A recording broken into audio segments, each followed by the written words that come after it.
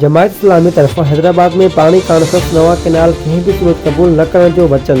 जमायत इस्लामी सिंध जी मेज़बानी ऐं सूबाई अमीर काशिफ सईद शेख जी सदारत हेठि हैदराबाद जी मक़ामी होटल में थींदड़ पानी कॉन्फ्रेंस में शरीक सियासी मज़हबी ऐं क़ौम परस्त पार्टियुनि जी अॻुवानी वकीलनि साफ़ियनि दानिशवरनि ज़रिए ऐं पाणी माहिरनि अक़ीलतनि आबादगारनि तोड़े सिविल सोसाइटी जे नुमाइंदनि वफ़ाक़ पारां सिंधु मथां गैर क़ानूनी ऐं अरसा एक्ट जी ख़िलाफ़ शक नवा कैनाल ॾियण वारे मंसूबे खे रद्द कंदे उन खे सिंध सुकाइण जी साज़िश ऐं क़ीमती ज़मीनुनि जी वलार तोड़े नवनि कैनालनि जी रथा ते पीपी जे बिटी पॉलिसी खे सिंध दुश्मन करार ऐं कराची खां कश्मीर ताईं सिंध जे अवाम जो भरपूर एहतजाज बावजूदि वफ़ाक़ पारां नवां कैनाल ठाहिण जी होड़ खे क़ौमी इबादत ख़िलाफ़ ऐं बांग्लादेश जहिड़े सूरतहाल पैदा करण बराबर करार ॾींदे ऐलान कयो त अगरि पीपी उन अवाम दुश्मन रथा खे रद्द सिंध असेंबली क़ौमी असेंबली ऐं सेनेट में ठहराव मंज़ूर न करायो त सभई धुरियूं गॾिजी वज़ीर आला हाउस जो घेराव कंदियूं। सिंध जे अमीर काशिफ सईद शेख सदारती ख़िताब कंदे चयो त माज़ी वांगुरु नवनि कैनालनि ते पिण पीपल्स पार्टी सहूलियतकारी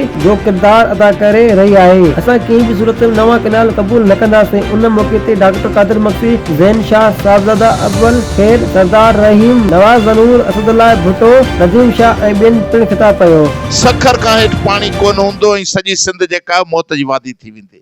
मां तव्हांजो शुक्रगुज़ार आहियां ऐं गॾियल ऐं क़ौमी जदोजहद में जेको बि असांजो हिसो असीं पूरो विझण लाइ तयारु रहंदासीं ऐं इंशाअल्लाह पंहिंजो किरदार अदा कंदासीं।